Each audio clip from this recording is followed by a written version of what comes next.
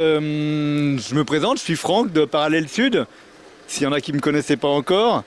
Euh, Avec Parallèle Sud, on a décidé de s'associer à un événement Mater auquel vous participez, qui va mettre en valeur des initiatives positives. Il y a beaucoup d'art, il y a des contes, il y a des débats sur l'identité, sur l'autonomie alimentaire, sur le riz. Et le débat qu'on va animer ici, ça sera un débat sur la liberté de la presse.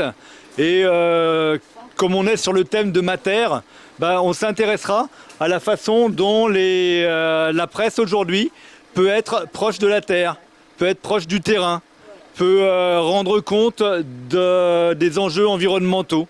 Donc j'ai à mes côtés deux ex-collègues, confrères qui vont eux-mêmes se présenter. Bonjour, c'est un micro qui n'est pas amplifié, donc n'ayez pas... Non, c'est un micro qui sert à enregistrer ce qu'on se dit, mais c'est pas amplifié. Moi, je suis David Chassagne, je fus journaliste pendant à peu près 30 ans, ici à La Réunion. J'ai travaillé au Réunionnais à l'époque, et puis ensuite j'ai travaillé 12 ans au quotidien, puis 12 ans au journal de l'île de La Réunion.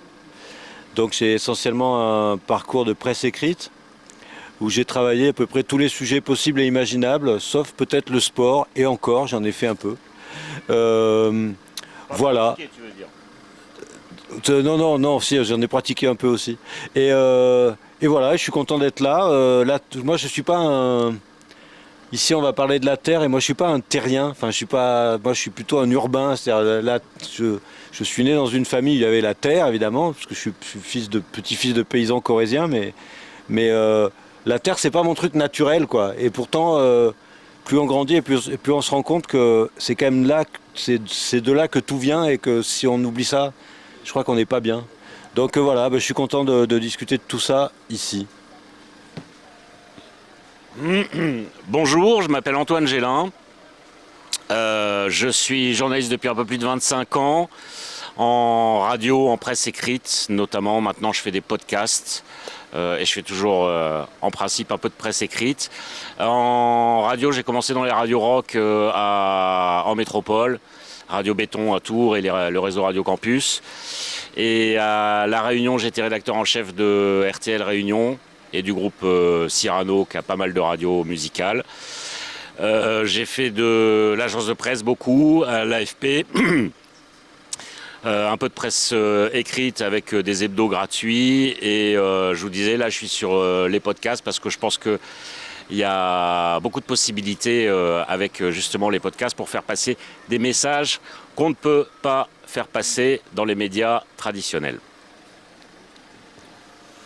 Voilà, et pour compléter peut-être ma présentation, avant d'être à Parallèle Sud, j'ai fait un an à Témoignage, si certains, ça leur rappelle quelque chose.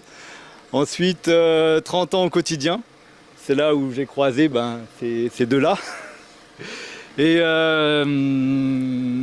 puis ensuite, le quotidien a vécu ses difficultés économiques que vous avez peut-être pu suivre. Et j'ai fait partie du premier groupe des journalistes qui sont partis en 2020 pour fonder ce Parallèle Sud avec Jérôme. Et à Parallèle Sud, on essaye de faire un journalisme qui soit moins institutionnel. Parce que de toute façon, on n'aurait pas les moyens d'aller à toutes les conférences de presse, de répondre à toutes les sollicitations. Et puis de toute façon, les autres journaux le font bien ou mal, mais en tout cas, ils le font tous. Pourquoi rajouter une voix de plus à ce qui est déjà dit? Donc on a décidé de sortir des discours institutionnels pour essayer d'aller vers le terrain. Et c'est voilà moi le rapport que je fais entre le journalisme et la terre. Je fais le rapport entre le journalisme et le journalisme de terrain. Et c'est pas évident de tenir un journalisme de terrain aujourd'hui à cause des difficultés économiques que traverse la presse, parce que qu'est-ce qui se passe dans les journaux? Il y a de moins en moins de journalistes qui doivent traiter toujours la même actualité et qui sont, à mon sens, mes collègues diront peut-être autre chose, mais bouffés par le planning. Quand on a 3 ou 4 rendez-vous institutionnels à faire dans la journée, à quel moment on prend le temps d'aller voir les gens? Donc Parallèle Sud, c'était cette idée-là, et c'est toujours cette idée-là, c'est cette idée d'aller voir des gens qui ne sont pas forcément dans les institutions, dans les coopératives. Donc c'est pour ça qu'on a souvent eu l'occasion d'écrire sur une agriculture indépendante, une agriculture paysanne, une agriculture qui prône l'autonomie alimentaire. Alors beaucoup prônent l'autonomie alimentaire aujourd'hui. J'ai l'impression que les gens qu'on rencontre sont plus en réalité avec cette autonomie alimentaire que les discours politiques. Mais ça, je laisserai évidemment la parole à la salle pour pouvoir rentrer dans ce sujet et dire ce que vous pensez de la façon dont est traités les sujets environnementaux, agricoles, des sujets vitaux pour la Réunion. Et comment ils le vivent. Donc voilà, j'explique le mouvement de Parallèle Sud d'aller le plus possible vers les acteurs de la Terre. Hélas, à Parallèle Sud, on n'est que 3 journalistes professionnels, on forme d'autres journalistes apprentis, mais on n'est pas le grand média qui pourrait tout d'un coup ouvrir toute la Réunion sur cette réalité-là. C'est peut-être qu'un jour ça viendra ou peut-être que d'autres le feront. Est-ce que les autres le font? C'est peut-être à vous de nous dire comment vous voyez le traitement de la Terre par les autres médias. Qu'est-ce que vous, public, vous en pensez? Si quelqu'un veut prendre le micro. Quelqu'un veut parler? Moi je veux bien faire le porteur de micro. Ouais. Ça risque d'être un peu hors sujet, mais... Si ça peut être dans le sujet, c'est mieux, mais... Non. Donc moi je fais la remarque, c'est par rapport à la propagande touristique de la Réunion, qui est la Réunion vue du ciel. Donc ça peut faire le lien avec la prise de conscience qu'il faudrait mieux rester à terre, et puis l'influence des slogans. La mise en route du slogan L'île intense qui avait été enlevé dans l'espoir de décrocher le parc national d'UNESCO et puis remis pour faire de la Réunion un parc de loisirs grandeur nature. Et quand on aborde le sujet du tourisme, la Réunion vue du ciel, c'est vraiment le truc auquel on ne peut pas renoncer, comme si rien d'autre n'existait, comme si le tourisme c'était ça. Alors quand les paysages vus de la Terre, ils sont tout aussi valables et ils seraient valables sans ce vacarme. Et donc, l'idée, c'est de faire circuler, oui, parce que le micro il est amplifié, mais oui, pour vous. Oui, c'est vrai qu'il est factice ce micro.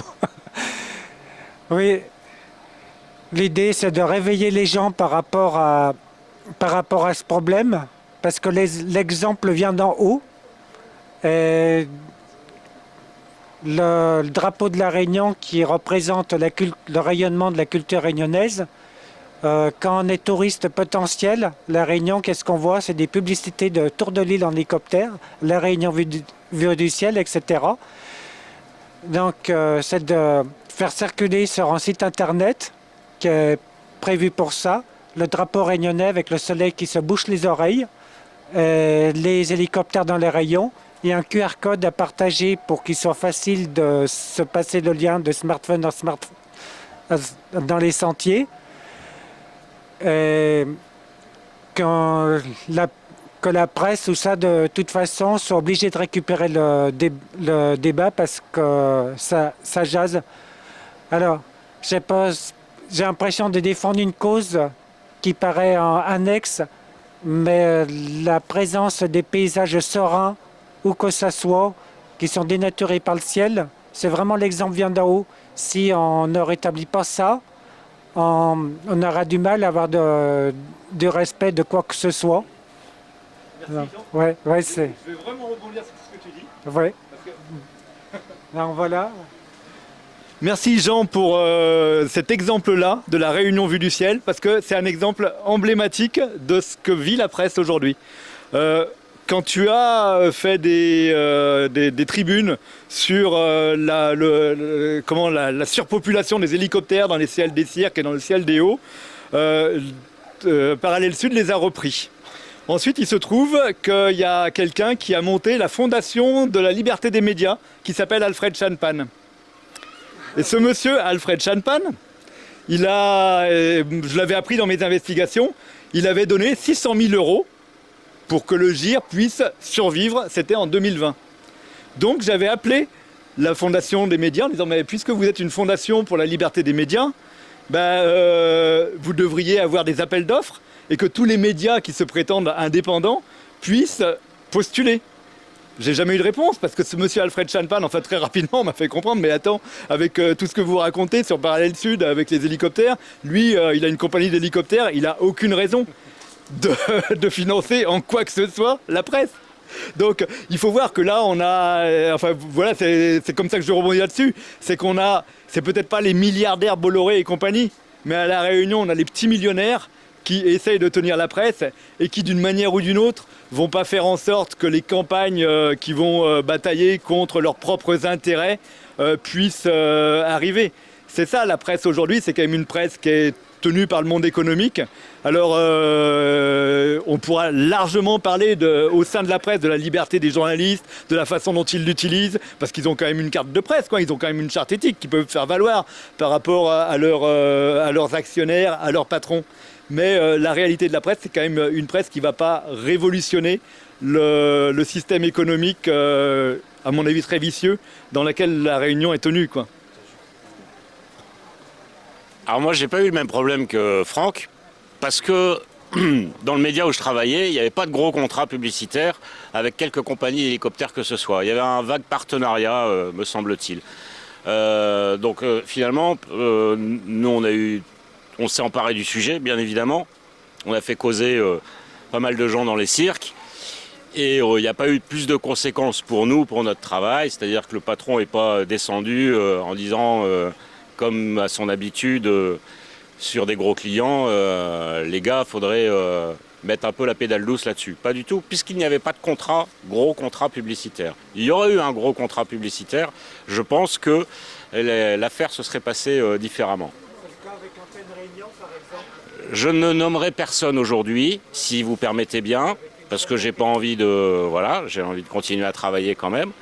Mais je me retrouve tout à fait d'accord avec Franck, lui qui a pas pu forcément. Alors il y en a qui n'ont pas pu forcément traiter le sujet parce qu'il y a des pressions économiques énormes, et il y en a d'autres qui ont pu traiter le sujet parce qu'il n'y avait aucune pression économique. Mais sur d'autres sujets qu'on pourra aborder tout à l'heure, l'aérien par exemple, j'ai eu beaucoup de problèmes à être libre de parole.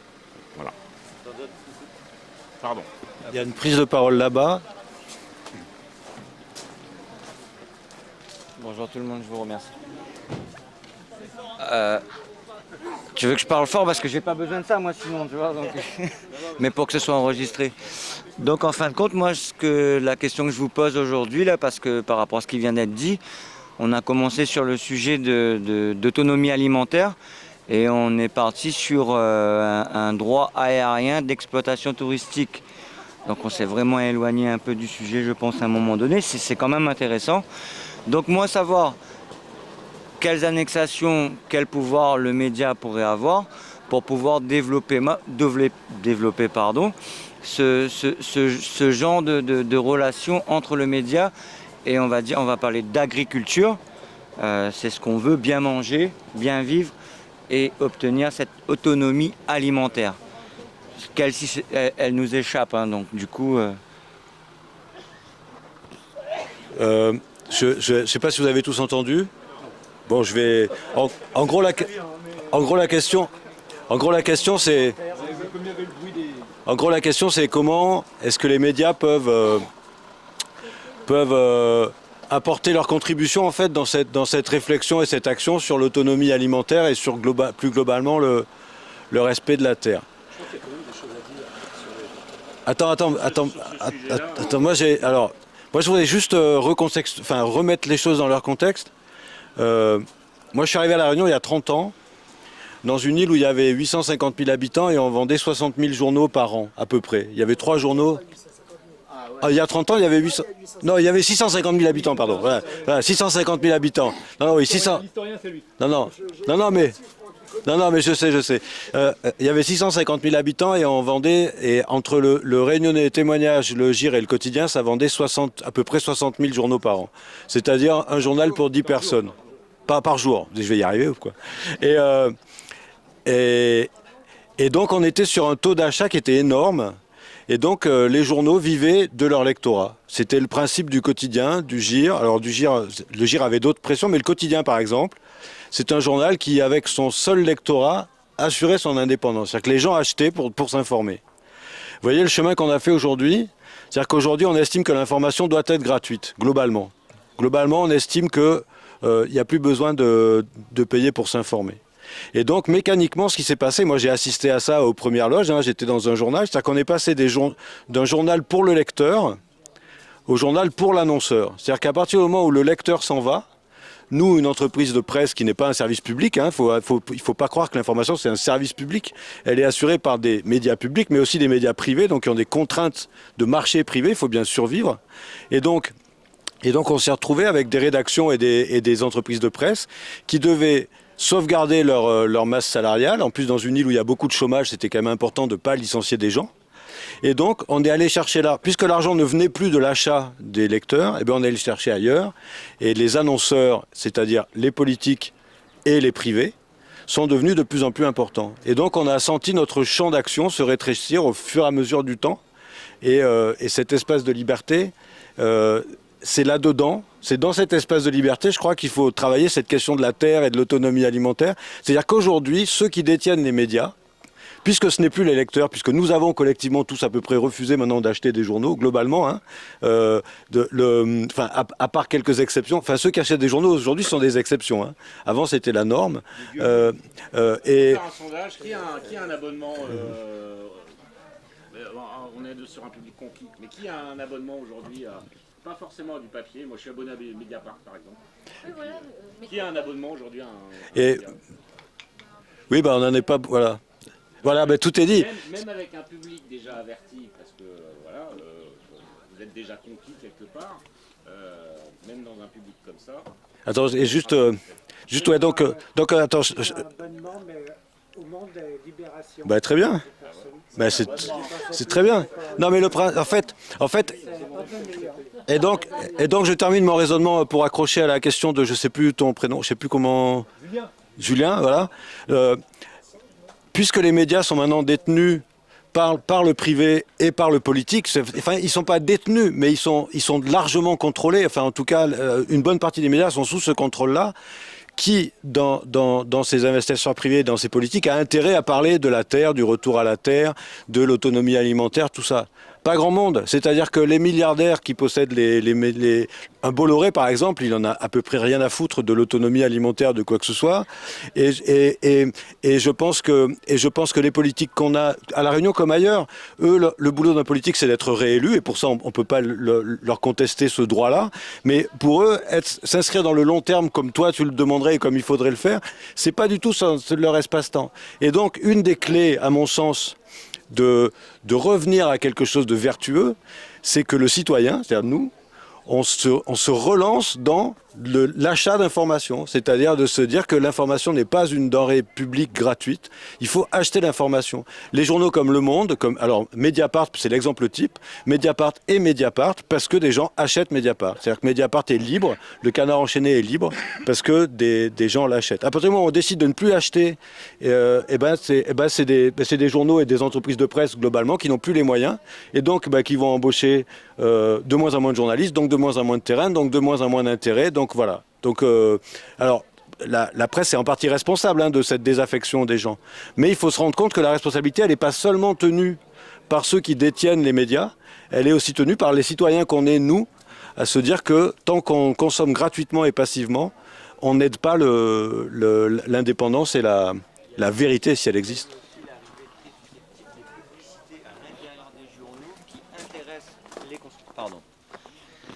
Donc à un moment donné, effectivement, ce qui faisait vivre les journaux, je ne sais pas si vous allez être d'accord avec moi, c'est cette grosse arrivée de publicité qui nous maintenait encore dans l'achat de ces journaux-là et qui faisait vivre l'éditeur. Parce que sinon ça, oui, ça nous faisait consommer, on consommait n'importe quoi. Et tout, encore aujourd'hui, on regarde, sur 20 pages de journaux, c'est écrit 43 à la fin. Le reste, c'est que de la pub. Et on y est. Pardon, merci. C'est le principe de la pub de nous faire consommer n'importe quoi. Moi, j'ai pas eu de problème pour parler de l'autonomie alimentaire, mais vous allez comprendre les raisons. Par un vrai manque d'intérêt, pour rejoindre David, par un vrai manque d'intérêt de la part des directions des médias dans lesquels j'ai été. Aucun intérêt. L'autonomie alimentaire, ça rapporte. Il y a de la pub. Si ça rapporte pas, on s'en fout. C'est ça leur... Et surtout aussi, par un manque de connaissances. C'est-à-dire que ces gens que j'ai fréquentés, qui brassent des millions dans les médias, je me suis aperçu qu'ils étaient totalement ignorants de la situation. Bah oui, il y a un manque d'intérêt, donc ils vont pas se renseigner sur ce qui se passe. Et du coup, sur un sujet comme ça, moi, ils m'ont laissé totalement liberté. Pendant 2 ans ou 3 ans, chaque semaine, à RTL, on invitait Oasis Réunion. J'ai jamais eu une réflexion de quoi que ce soit de mon patron. Ce qui nous a permis, nous, de faire notre travail, d'expliquer d'abord ce que c'était l'autonomie alimentaire. Parce qu'il y a le discours officiel aujourd'hui, c'est que la Réunion est à 70% l'autonomie alimentaire, un truc comme ça. En invitant Oasis Réunion, qui sont des experts, on a compris qu'en fait, la Réunion était à 99% dépendante de la métropole, à cause des intrants et des choses comme ça. Ce qu'on ne met pas dans le discours gouvernemental et dans les médias que vous voyez. Donc on a l'impression, nous, d'avoir quand même pas mal avancé sur ce sujet de l'autonomie alimentaire. Déjà, la première victoire, c'est que nous, on a compris ce que c'était l'autonomie alimentaire, vers quoi ça nous menait, etc. Et on se dit qu'on a aussi réussi à convaincre quelques auditeurs à l'époque en donnant la parole à Oasis Réunion. Mais là encore, on a réussi à donner la parole à une parole alternative par rapport au discours officiel, parce qu'il n'y avait pas d'enjeu publicitaire ou financier dans le média où je travaillais. Il y a plus de paroles là. Et ça n'est toujours pas pour demain, si je vais à RTL parler de l'autonomie alimentaire, personne ne va se plaindre. Il y a un phénomène de clivage. S'il vous plaît. Attends, on va laisser la parole là. Puis on Fais tourner la parole. On aura le temps C'est de tout. tourner. Personne n'a rien que les oreilles cases pour entendre créole. Oh là là, hein. Allez, causez. Ah bah. Non, je vais revenir justement sur le fait que faut acheter pour s'informer. En fait, cette démarche-là déjà est discriminante du monde qui ne peut pas acheter pour s'informer. Donc en fait, à cette heure, on a 2 partis qui veulent supprimer l'audiovisuel public. Il est important, en fait, justement, en allant acheter gratuitement, en mettant une enveloppe, pour avoir un service public d'information. En fait, c'est... Pardon ? Tu le payes, le service public? Oui, on le paye, mais on le paye collectivement. C'est pas... Donc, ça devient un bien commun. C'est de l'information, c'est donc de la culture, c'est une ouverture d'esprit.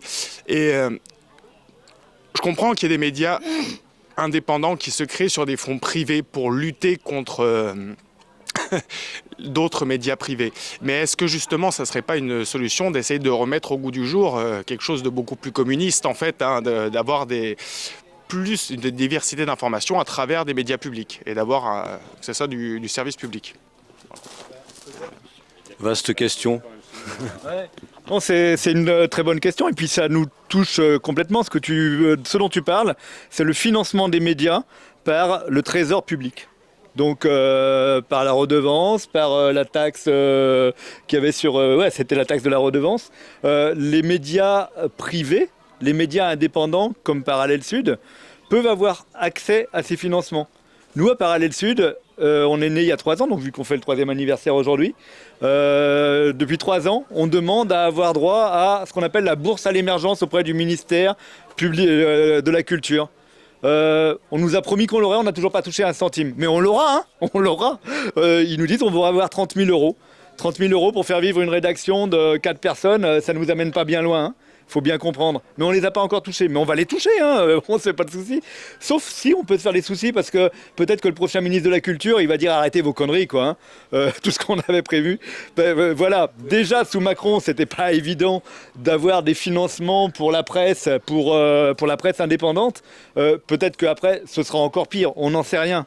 Et ce que je constate aussi, c'est le complètement désintérêt des politiques en général pour la liberté de la presse. Il n'y a personne à La Réunion qui se bat réellement pour la liberté de la presse. On va éventuellement dire « Ah bah tiens, je vais sauver le quotidien !» Tu vas sauver le quotidien ? Faire le choix de laisser aux mains des Oui. capitalistes. Hein, Oui, oui. c'est ça. Mais S'il y avait une volonté politique de se dire ah ben la presse c'est un bien commun, la presse, ça fait partie d'un pilier de la Constitution, c'est la liberté d'expression. Mais ça n'existe pas.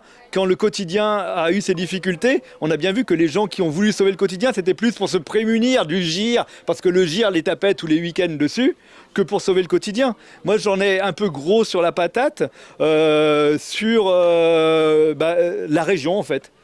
Quand j'étais au quotidien, j'ai souffert de la main de Didier Robert sur les médias. Didier Robert tenait les médias, je te mets de la pub, tu parles bien de moi, et puis même il avait inventé une subvention aux médias. J'espérais vraiment que Huguette Bello, arrivé au pouvoir, change sa façon de faire. Mais je vois bien, de ce que j'entends, de ce que je reçois aussi même directement, que c'est toujours la même chose. On va essayer d'aider un média plutôt qu'un autre. On va mettre de la pub pour les médias qui vont bien. Et puis on a un directeur de cabinet qui va appeler régulièrement les rédacteurs en chef et les journalistes de toute l'île. Sa personne pourra me le démentir pour dire ce que tu as écrit, c'est pas bien, etc. Non, il y a peu d'espoir du près des politiques. Excusez-moi, j'ai pris un peu trop la parole. Je voulais juste préciser quelque chose, c'est qu'on est dans un pays quand même très atypique. Hein. En France, il y a une aide publique tous les journaux sont aidés au nom de la liberté d'expression. C'est-à-dire que si l'État n'aidait pas autant les journaux, il y aurait encore moins de journaux. Enfin, il y aurait déjà beaucoup plus de morts en termes de titres de journaux, de presse écrite. Hein. Je veux dire, l'État français finance le pluralisme en fait, le pluralisme. Je peux vous dire que c'est assez. Enfin, moi je rentre de Turquie, c'est exactement l'inverse, c'est-à-dire qu'il y a des États qui sont laïques et démocratiques et dans lesquels c'est l'inverse des aides, c'est-à-dire qu'on met des journalistes en prison. Donc il faut aussi toujours relativiser où on est. Passe à lui. Après, il va d'armes. Je voudrais juste revenir sur, alors si j'ai bien compris, quand on est plutôt service public, on est plus indépendant, on a plus de liberté d'être indépendant, ce qui à mon sens, à certaines périodes, je dirais oui. Mais à d'autres périodes qui vont revenir, je vais te dire non. Et d'autres périodes qui sont passées. Un de mes meilleurs amis, à 84 ans, il a été journaliste à RFO dans le monde entier, au cours des années 60 et 70. Donc lui, il a vécu la censure. Il me disait, à la fin des années 70, quand il était rédac-chef RFO à La Réunion, il avait interdiction formelle de sa direction de recevoir Paul Vergès et quelques communistes que ce soit. Et quand ils allaient interviewer Paul Vergès, c'était beaucoup de négociations. Je ferme la parenthèse. Je voulais juste préciser, et c'est peut-être quelque chose qui est à mon avis important dans le débat, dresser rapidement un état des lieux de la presse, des médias à La Réunion, parce qu'il y a beaucoup de choses qui ont changé depuis, on va dire, un an. Il y a 5 ans, les médias, alors je parle des médias, pas du service public, je parle des médias qui fonctionnent grâce à la publicité. Sans publicité, ils sont morts. Ils ont connu une première grosse crise, c'est l'arrivée des GAFAM. Sur un marché de publicité de 100% à La Réunion que se partageaient des Réunionnais, les GAFAM du jour au lendemain ont pris 50%. Donc le gâteau a été réduit de moitié. Les GAFAM, c'est Facebook, Twitter et toutes les conneries comme ça. C'est ça. Donc avec leur nouveau système, vous voyez quand vous allez sur Facebook, il y a des pubs locales. Ils ont pris 50% du marché publicitaire, ce qui a fait très très peur, imaginez bien, à mon patron de l'époque, qui voyait 50% de son marché publicitaire partir chez les Américains. Donc la guerre s'est ouverte entre les médias qui, je dirais pas qu'ils se gavaient avant, mais économiquement leur modèle était bon. Et du jour au lendemain, ils se sont retrouvés à se faire la guerre entre médias pour aller chercher les marchés publicitaires. Ce qui a donné lieu comme en France d'ailleurs, à une concentration des médias. Le meilleur exemple, pour une fois je vais citer un nom, c'est Cyrano. Le groupe Cyrano, que je connais bien, a racheté Antenne Réunion. Le groupe Cyrano est déjà propriétaire de 10 radios, 6 à La Réunion, 4 à Mayotte. Vous imaginez, et une à Maurice, mais ils ne font pas d'infos là-bas. Radio, c'est Énergie, RTL, Oui, entre autres. Vous imaginez, c'est des radios qui rentrent dans le médiamétrie, donc qui sont très écoutées. Y compris, il ne faut pas négliger les radios musicales de type Énergie qui sont très très écoutées. La tranche info est très importante. Donc, phénomène de concentration des médias. Nous, qu'est-ce qu'on a eu dans ce phénomène de concentration des médias? Ça a eu un impact direct sur notre boulot, qui a été un impact d'uniformisation de l'information. Alors qu'il y avait une rédaction à chaque fois pour chaque radio, là, il y avait une rédaction pour 6 radios. Vous imaginez bien qu'on a gagné du temps, puisqu'on écrivait pour RTL ce qu'on écrivait pour Énergie. Uniformisation de l'information. Et on allait encore plus loin avec Antenne Réunion. Aujourd'hui, c'est une uniformisation de tous les médias de ce groupe. Tout ce que vous allez entendre sur Antenne Réunion, vous l'entendrez sur tous les autres médias de ce groupe. Un gros problème quand même. La presse écrite. La presse écrite, tiens, je passe. Tu as suivi la presse écrite. Une petite question sur le groupe Cyrano, c'est qui les actionnaires de Cyrano? Alors, il y a 2 actionnaires. C'est un binôme, on va dire, métro-créole. Sylvain Péguillan, qui est arrivé il y a une trentaine d'années à La Réunion, qui est marié à une réunionnaise, qui est le DG, c'est-à-dire l'opérationnel du truc. Et Mario Lechat, est-ce que j'ai besoin de le présenter? Voilà. Et homme politique. Candidat à la législature. Oui, c'est ça. C'est important. Merci, donne-moi, parce que sinon, on n'aura pas. Et mon intervention a sous deux angles. Le premier angle, c'est que les 55, donc normalement, il restera à nous 5 minutes. Oui. Et voilà. Le deuxième angle, c'est que tu as fait référence à la défection des consommateurs d'infos pour la presse écrite. Ils n'y achètent plus. Aujourd'hui, le Sobat Cause, ou le Ronde Causé, mais que pas comment ça s'appelle, il est organisé par Parallèle Sud. Personnellement, moi, la nuit, pour entendre que ça, Parallèle Sud, il dit à nous, pour que demain matin, puisqu'elle a fait un sondage, qui s'allait abonner, qui s'allait pas abonner, que ça, Parallèle Sud, il dit à moi en 5 minutes là, pour que, comme ils sont là à soir, il prend l'abonnement. Pour l'instant, l'abonnement est gratuit. Mais c'est vrai qu'il faudrait que ça. Mais même ça. Parallèle Sud, c'est une envie déjà. C'est une envie de faire un journalisme différent. C'est une envie d'ouvrir un journalisme, mais c'est très difficile. Peut-être tu as vaguement fait le rapprochement. Ici, il y a 3 quinquagénaires oreilles. Il faut que la presse il bouge, il faut que la presse il change, il faut qu'il y ait une jeunesse qui prenne le relais. Nous, on veut montrer un journalisme de terrain, un journalisme de proximité, un journaliste qui ne se contente pas de traiter les communiqués des uns et des autres et qui ne se contente pas d'ouvrir le micro aux conférences de presse des uns et des autres. Et pour ça, il faut qu'il y ait une jeunesse qui s'intéresse au journalisme. Et c'est ça le plus dur. C'est que s'il n'y a pas, peut-être, c'est le vrai débat, s'il n'y a pas assez de journalistes créoles, de jeunes journalistes créoles, c'est que la vocation, elle est... Peut-être qu'il y aurait une vocation spirituelle pour le truc, mais économiquement, quand on dit aux marmailles, parce qu'on passe dans les lycées, etc., ouais, comment je fais pour devenir journaliste, et combien ça gagne un journaliste? Quand tu lui dis, un journaliste, il gagne 1 500 €. Ah ouais, et la communication? La communication, qui est l'inverse du journalisme. Ouais. La communication, là, tu vas faire ta vie. Là, tu vas commencer à 2005. Et très rapidement, juste pour raccrocher à notre sujet sur la Terre, nous, notre génération-là, nous, on est des vieillissants, quoi. Et je pense que c'est la jeune génération qui est hyper vigilante sur la Terre. C'est les jeunes de 25-30 ans qui sont hyper vigilants sur ces sujets-là. Je veux dire, si nos rédactions s'en occupaient pas, c'est parce que nos rédactions étaient gérées par des gens un peu âgés, un peu vieux, un peu machin, pour qui, la planète, on s'en fout un peu. Alors que les jeunes générations... On voit bien, les jeunes générations sont à fond sur ces combats-là. Et donc le jour où ces jeunes, elles arrivent aussi dans la sphère journalistique, mais plus il y a de jeunes qui viennent dans la sphère journalistique, et plus ces sujets-là seront des sujets traités par les rédactions, parce qu'ils les imposeront, quoi, forcément. Ouais, Jean-François. Tu as tout à fait raison. Nous sommes des vieux, nous sommes des has-beens. Et... Oui, parce que Jean-François est journaliste aussi. Et je l'ai vécu dans le journal qu'on a tous les trois connu, Le Quotidien, dans un service qui est généralement considéré dans toutes les rédactions comme un service de fous, de passionnés, c'est le service des sports, où on a une démarche qui est souvent inverse de celle des autres journalistes, c'est-à-dire que nous, on part d'une passion. Moi, j'ai fait des études d'économie, j'ai pas fait d'économie quand j'étais journaliste. Je voulais être au service des sports, c'est ma passion, voilà. Et on est tous comme ça, donc on a une passion.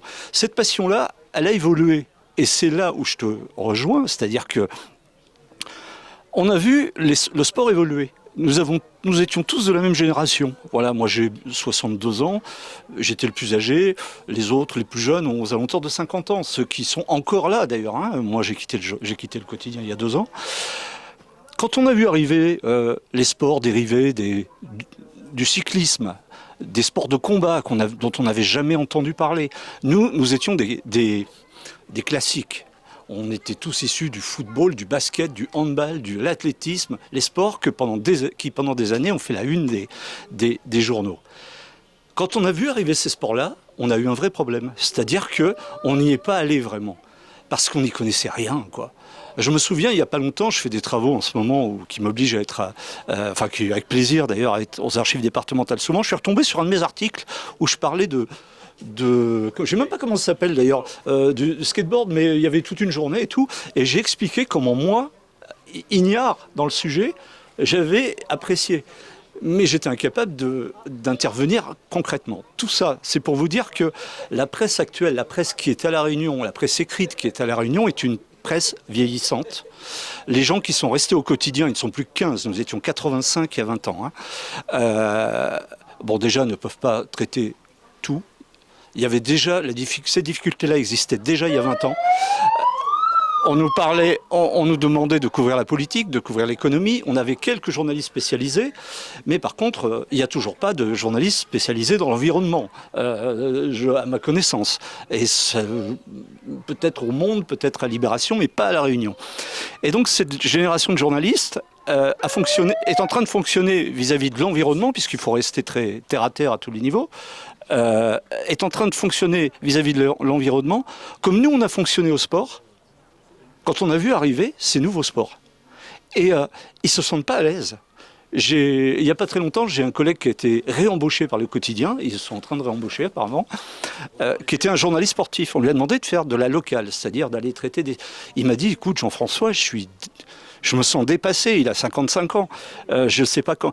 Et aujourd'hui, tout ça pour vous dire que je ne sais pas si à La Réunion, dans les journaux en tout cas, il y a des gens capables de traiter l'environnement avec passion. Parce que nous, on fait quand même aussi partie de cette génération qui n'a rien dit.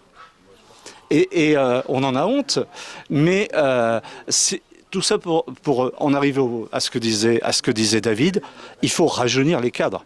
Il faut des gens qui sont déjà impliqués, peut-être dans des associations, des jeunes qui ont 20, 25 ans, etc., les diriger vers le journalisme, de façon à ce qu'ils transmettent leur passion autour d'eux et par leurs écrits. Nous sommes incapables de le faire. Le problème, c'est que l'environnement, ça fait pas le buzz. Ça fait pas le buzz. Ouais. T'as une prise de parole féminine. Cette prise de parole féminine, on en a pas eu. Là, la parité était respectée. Bonjour, je m'appelle Elodie. Je m'appelle Elodie. Et du coup, parce que... Le micro, c'est juste pour enregistrer. C'est pour Bana, oui, pour le micro. On arrive. C'est très gentil. Du coup, monsieur disait que les jeunes peut-être n'étaient pas intéressés par le métier parce que quand on dit le salaire et qu'on dit c'est pas très glamour, quoi. Moi, j'ai 37 ans et à l'époque où ça m'était être journaliste quand j'étais au lycée, t'es dit à moi en boucle, ça va être difficile, c'est pas possible. Hein. Et du coup, m'a parti en Australie, m'a fait des études de journalisme là-bas sans faire le concours en France, faire ici. M'a revenu, m'a travaillé pour Télé Créole et quand tu arrives sur le terrain, les gens étaient heureux de voir à nous parce que Créole. Et nous étions super bien accueillis et nous avait des portes et ouvres, mais des fois pour un doliprane, hein. Au port, n'importe où là-bas. Et du coup, outre le salaire, aujourd'hui 1 500 €, j'espère qu'à la fin ne dépasse ça, mais outre le salaire, on a le fait qu'aujourd'hui, mais ose penser que mes jeunes encore, mais ose penser que mes jeunes encore et aujourd'hui, à part le salaire, parce qu'on a des trucs que me ferait gratuitement, tellement que les passionnants et que mal a envie et tout. Mais hormis le salaire, on a des entreprises de presse, des médias et qu'ils broient à nous en fait. Donc nous arrivons là à 5 h du matin, à 13 h quand on dit où ça va, à 14 h, on dit attends mais il est que 14 h, hein, tu vas où? Ou alors il dit, ah, oh, je vous embauche, mais il faut commencer à 8h à la rédaction là-bas. Il me dit, on finit quand? On finit à 19h. Quand on a commencé, enfin à l'époque où j'étais télécréole ou quoi, il me dit, t'es content, fais ça.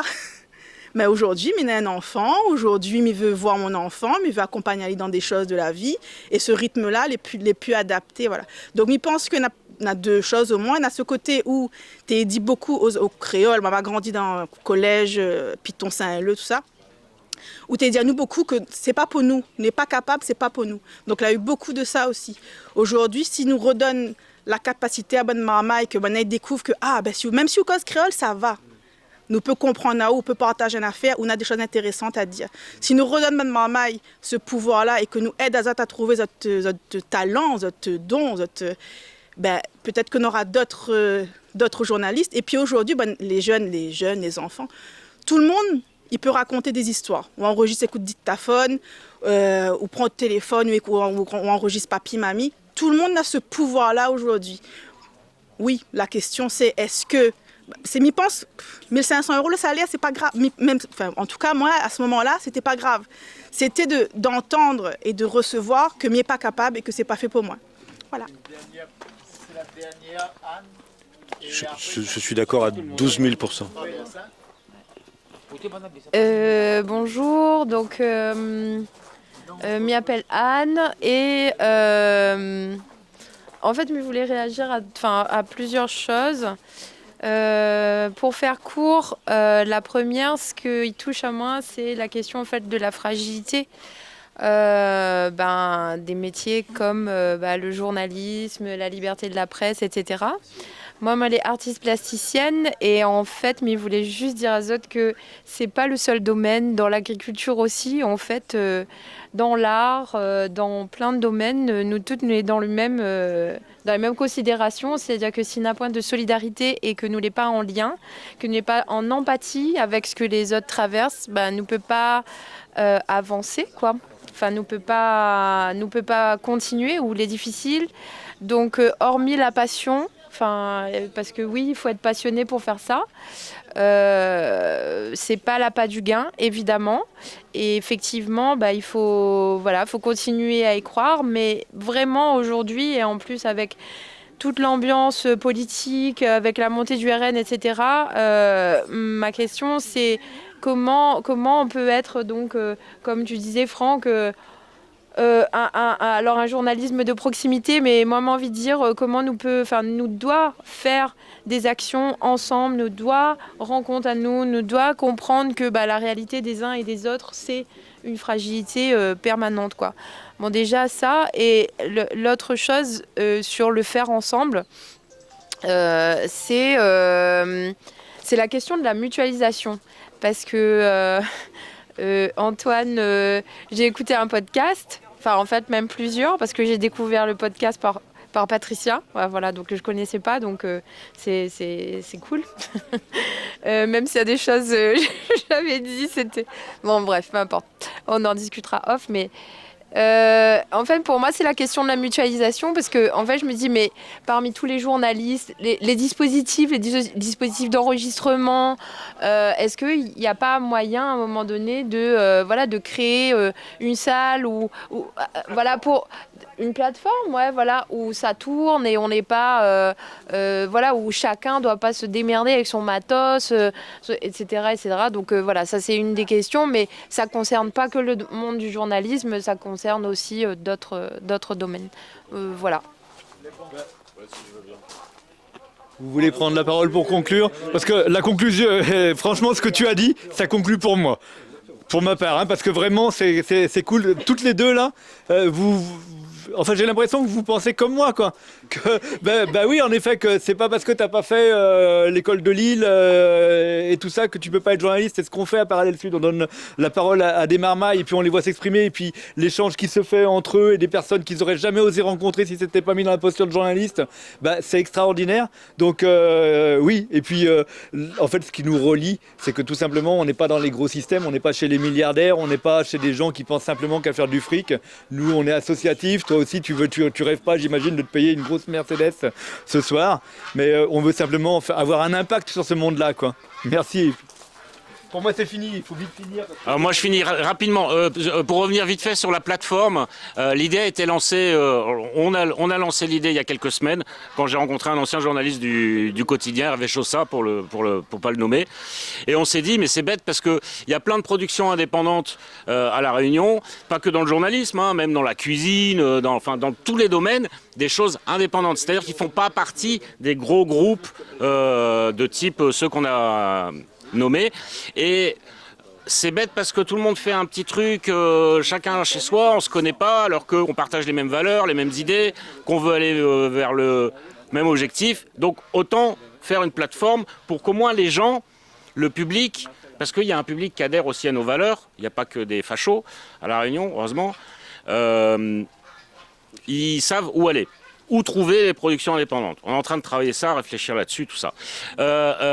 Juste, je voulais noter aussi sur la productivité, l'arrivée du numérique pour nous, les journalistes, mais aussi pour tout un tas de métiers. Pour moi, ça a signifié, au bout de quelques années, parce que les patrons ont mis un peu de temps à comprendre comment on utilisait le numérique et comment on gagnait en productivité, mais ça a été au début des années 2000 une espèce de néo-fordisme.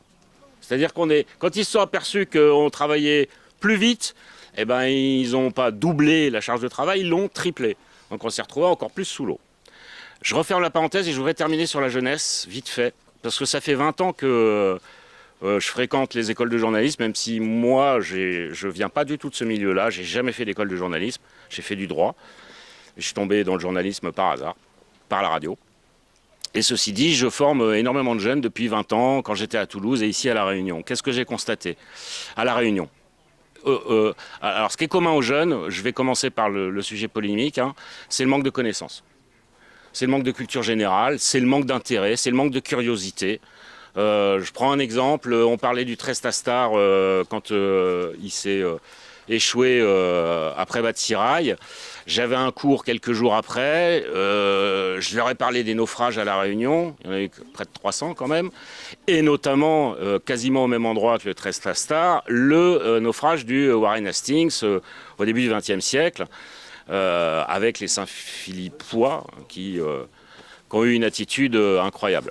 1000 personnes sauvées. Il n'y en avait pas un seul, ils étaient tous réunionnais. Hein. Moi, ma priorité en tant que rédacteur en chef, c'était de recruter des journalistes réunionnais et pas des oreilles comme moi. Il n'y en a pas un seul qui savait ce que c'était le Warren Hastings. Pas un seul. C'était un groupe de 20 réunionnais. Je leur dis, dans 15 jours, on se revoit, vous me faites un truc sur le Warren Hastings. 15 jours après... Pardon. 15 jours après, il n'y en a pas un seul qui avait travaillé. Donc ça, c'est le premier problème. Le deuxième problème, c'est la formation de la jeunesse à La Réunion. Il y a, à mon sens, mais c'est un avis personnel, une volonté politique de ne pas former la jeunesse à La Réunion. Une volonté des acteurs économiques, des grands acteurs économiques, je parle de GBH et tous ces gens-là, de ne pas former une jeunesse à La Réunion. Parce qu'une jeunesse formée, intelligente, qui a de la connaissance, c'est une jeunesse qui ne va pas accepter les salaires de misère qu'on nous offre. Voilà. Et le troisième... Et je termine là, c'est le manque de valorisation du métier, on l'a tous expliqué. Moi, jusqu'à très très tard, j'ai été extrêmement mal payé pour un métier où il y a une pression phénoménale, tous les jours, entre les auditeurs qui appellent, etc. etc. Donc voilà, il y a ces trois choses-là qui, à mon sens, sur lesquelles il faut travailler. Pardon. Merci, messieurs, dames, pour cette gaillard causée. Tout ça prend un abonnement parallèle sud et nous fait le sabotage là-bas. Bon. Et, mais nous ça garde ça là pour l'atelier suivant, nous là? Une pause et repartir, oui. Bon, donc nous fait une pause. Ça qui veut rester pour l'atelier suivant, il reste. Ça qui veut pas, il peut aller voir autre chose. Et il y en a des nouveaux qui arrivent. Olivier, il s'arrive.